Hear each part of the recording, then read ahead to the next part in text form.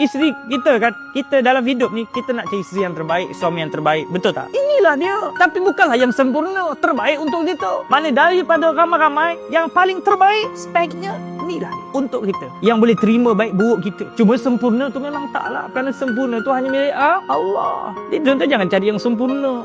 Ini dia. Alhamdulillah Allah dah beri yang terbaik. Ini dia. Banyakkan baca Quran. Sebanyak mana kebahagiaan yang kita perlukan, sebanyak itulah Al-Quran yang perlu kita baca. Nak bahagia lagi, banyak lagi baca Quran. Tanyalah mana-mana ibu-ibu ayah sekalian, yang mana-mana yang dah berumah tangga, bila mana kurang baca Quran, insya-Allah kita tengok kehidupan keluarga tu dia agak panas. Rumah tangga ni panas.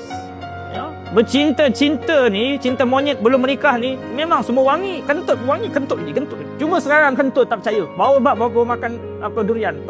Tapi bila dah berkahwin ni panas. Jadi nak sejukkan rumah tangga, solat berjemaah, baca Quran, kita akan tengok. Ada orang macam mana dia nak train anak-anak dia. Dia gari purung anak dia kat dalam tandas ni situ.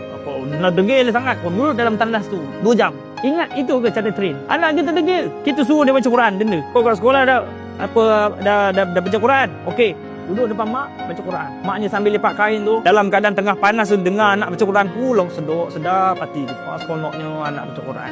Kau baca Iqra lah. Kau baru Iqra. Dendanya je tu. Dendanya suruh apa dia? Suruh baca Quran. Dendanya suruh baca Quran. Setan pun ni tak boleh kacau orang ke ni.